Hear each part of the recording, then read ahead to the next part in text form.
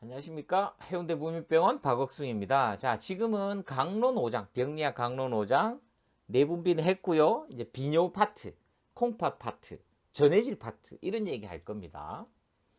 자, 보시면 콩팥의 구조가 겉질, 속질, 콩팥 깔때기, 그 다음에 요관 이렇게 돼 있죠. 콩팥에 하는 그 토리에서 여과를 하고 이 관에서 리업설션이라고 하는 제흡수, 시크리션을 분비 과정을 거쳐서 소변으로 내보낸다.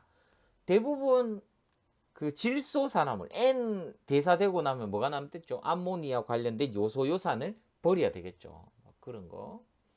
그 다음에 이제 뭐 토리 지나고 나면 토리 쪽 곱슬세관, 그 다음에 고리가 되겠죠. 콩팥 세관 고리, 먼 쪽 곱슬세관, 그 다음에 집합관에서 나간다. 그 다음에 이거는 이제 라스라고 RAAS라고 렌닌, 안지오텐신, 뭐 알도스테론 시스템 이렇게도 얘기를 하거든요.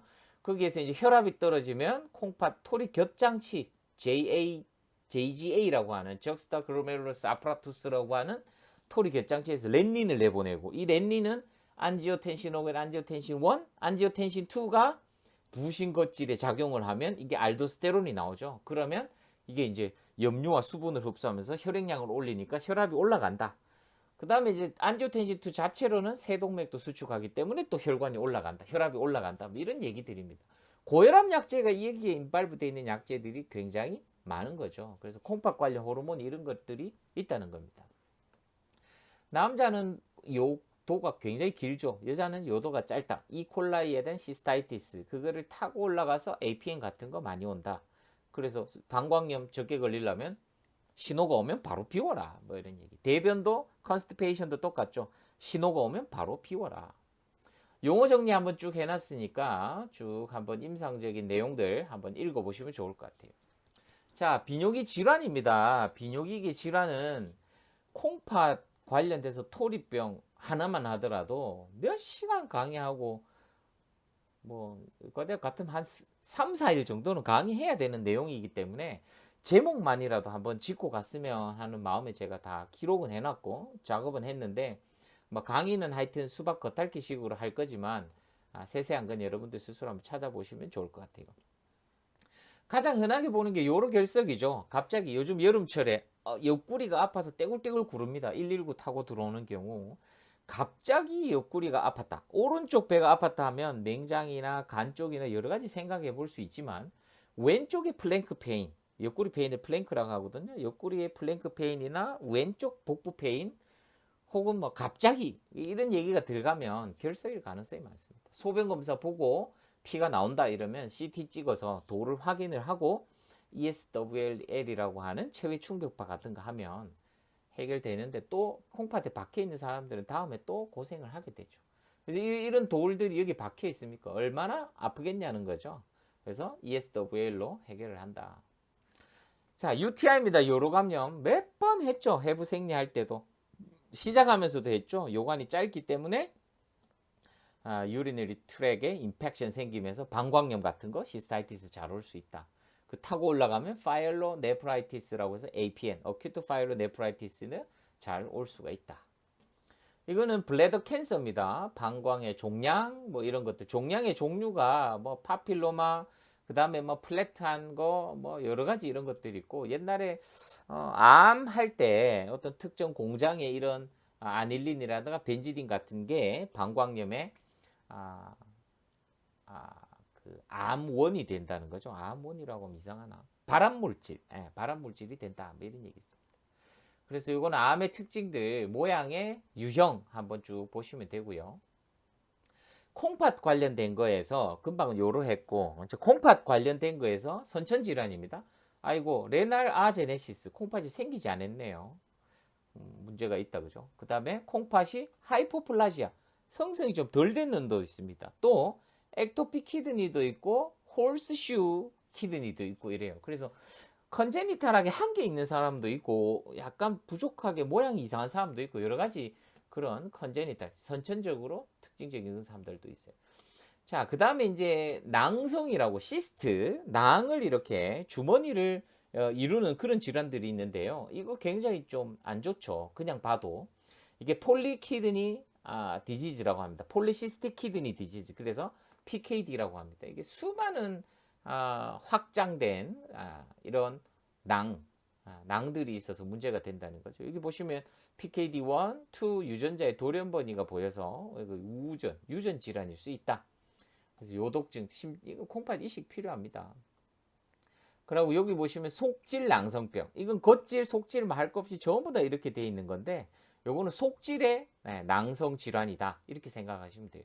속질이기 때문에 기능장애는 일으키지 않는다. 그 다음에 이제 다낭성 콩팥 형성 이상이라고 멀티시스틱 레날 디스플라지아라고 있습니다. 한쪽에만 존재하는 경우에는 외과적 절제를 한다. 단순 난중 읽어보시면 되고, 이게 이제 하이드로네프로시스는 꽤 있습니다. 이게 이제 돌이 막혀 있을 때 이 칼릭스라고 하는 이런 부분이 늘어나면서 콩팥에 하이드로네프로시스가 생길 수 있거든요. 그래서 여기 쭉 읽어보시면 가역적인 변화지만 지속되면 속질의 기능적을 가져오고 주로 여러 결석에 의해서 발생할 수 있다라고 되어 있습니다. 자, 그 다음에 1번, 2번의 제목과 정의를 조금 정확하게 알 필요가 있어요. 콩팥 염 증후군, 네프라이틱 신드롬은 토리의 염증입니다. 토리의 염증. 네프라이틱 신드롬은 토리의 염증. 그래서 혈뇨, 미세혈뇨, 질소혈뇨, 그 다음에 단백뇨와 소변 감소증, 고혈압 등 증상이 나타난다. 좀 두리뭉실하죠. 토리만 문제가 있으니까 뭔가 걸러주는 게 문제가 생기겠구나. 여기 보시면 사스랄기온 이후 토리 콩팥염, 포스트 스트랩토코칼 그루멜룰로 네프라이티스 이런 것도 있고, 급속 진행 토리, 이게 RPGN이라고 해서 급속하게 토리에 병이 생기는 것을 이렇게 얘기합니다.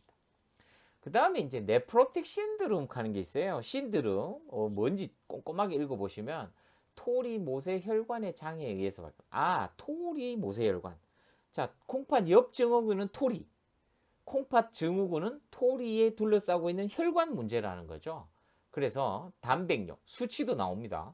저알부민 혈종, 수치도 나와요. 전신부종, 고혈증, 지질뇨증 이런 것들이 나온다는 거죠. 콩팥 증후군은 혈관의 문제구나. 콩팥 염 증후군은 토리의 문제구나. 이렇게 이해하시면 될 것 같아요.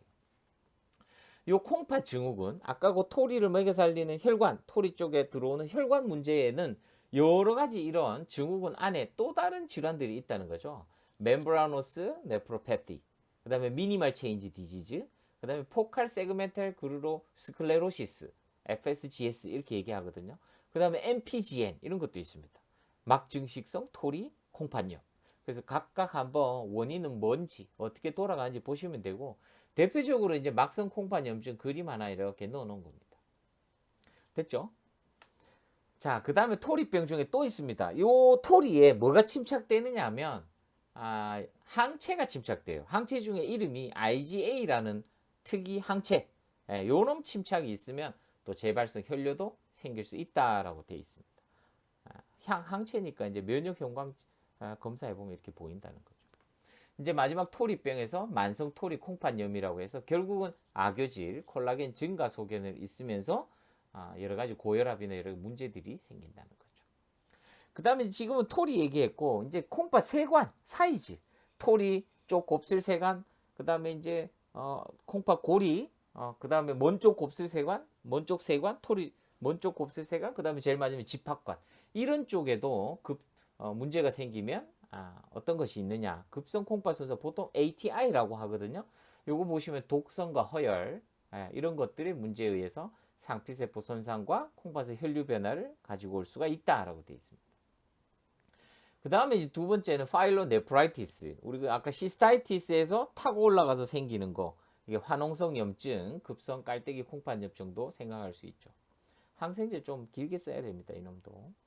그 다음에 약물 때문에 생기는 놈이 딱 정해져 있죠. 페니실린 항생제, 리팜핀이나 이뇨제, 특히 티아지드, 그리고 엔세이드, 진통소염제에 의해서 드러그 인듀스드 인터스티셜 네프라이티스, 유발, 이거는 사이질 질환이라는 거죠.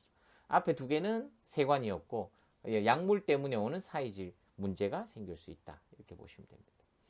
또 이제 혈관 질환도 있을 수 있어요. 아까 전에 언뜻 네프로틱 신드롬도 토리 쪽 혈관이라고 했지만, 이거는 조금 디퓨저하게 큰 혈관, 콩팥하고 관련된 여러 가지 혈관들인데, 뭐 네프로스클레로시스, 말리그넌트 네프로스클레로시스, 스롬보틱, 마이크로 안지오패티.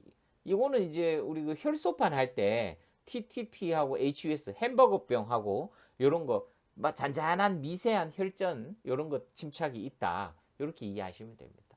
그래서 하나하나 읽어보시면 됩니다.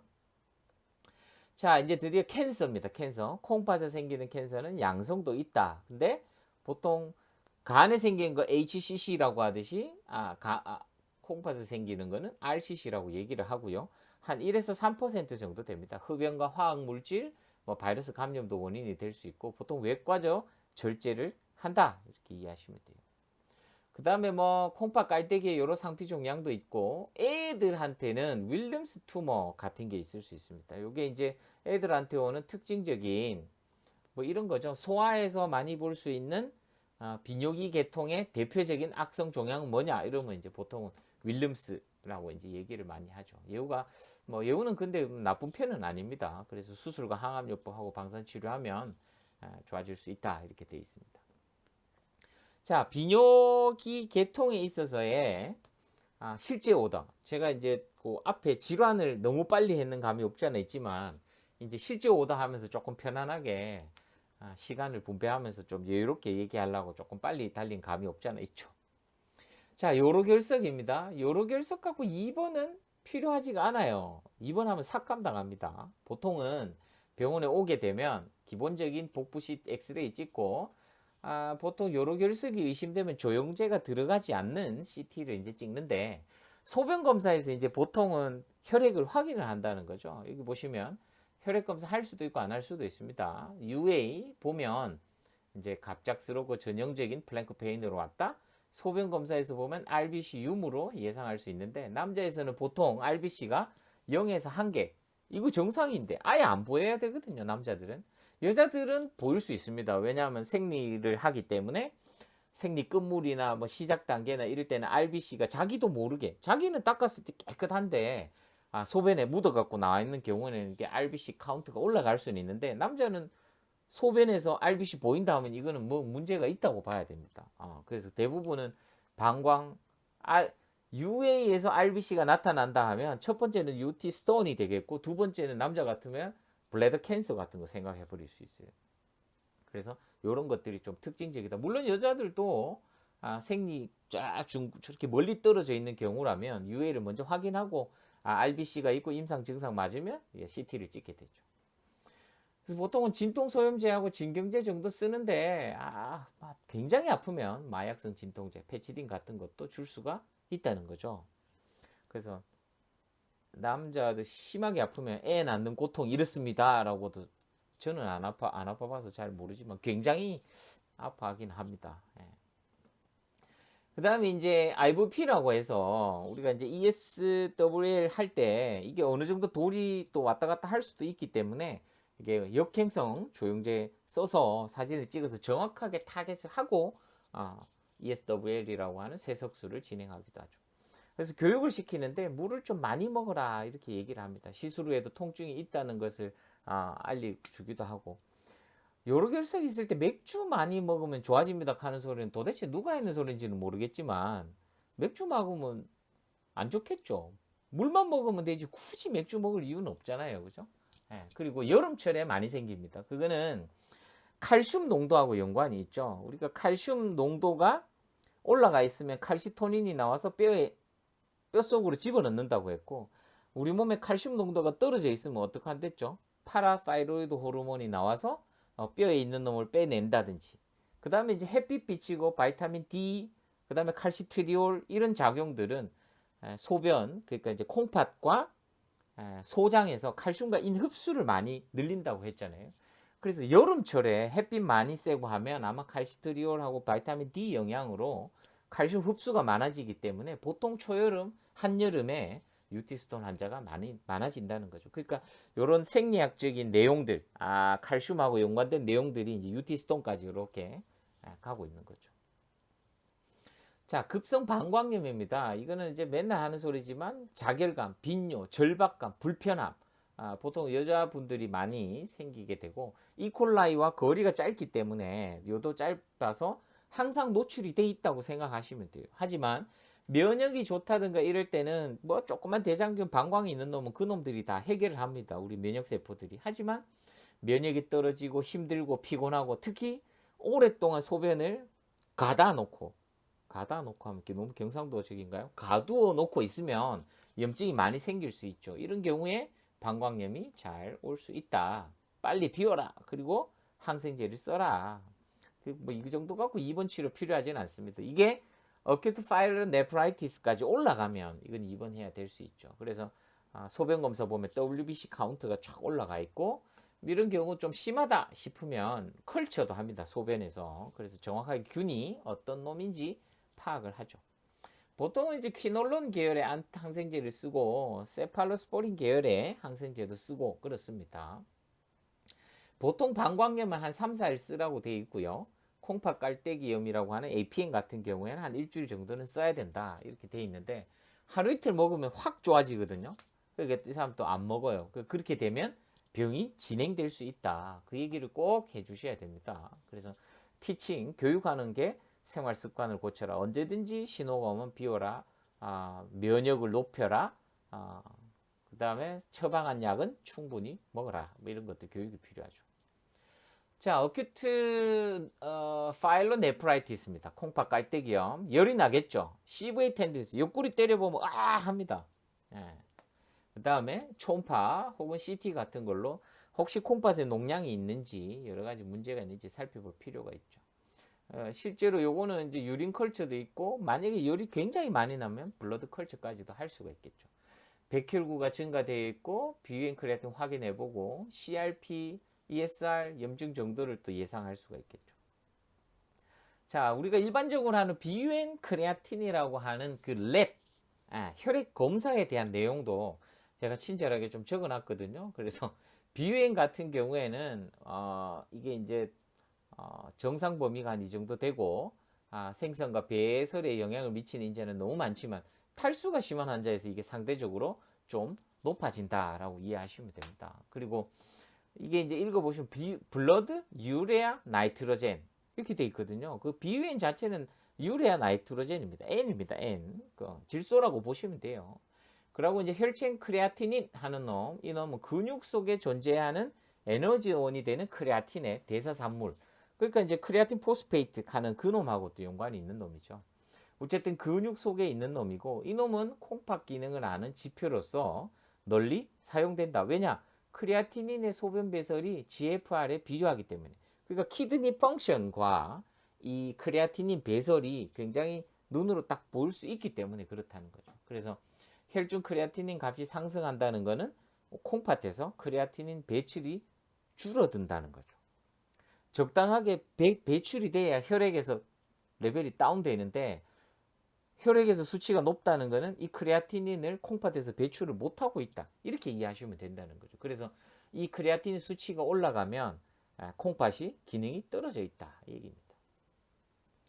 자, 그래서 뭐 쭉 읽어보시면 됩니다. 약 충분히 써라 이 얘기고. 어큐트 키드니 인절이라는 게 있어요. 이게 GFR이 빠르게 감소한다. 이게 이제 콩팥이 문제가 되면 전해질하고 많은 문제들이 생기거든요.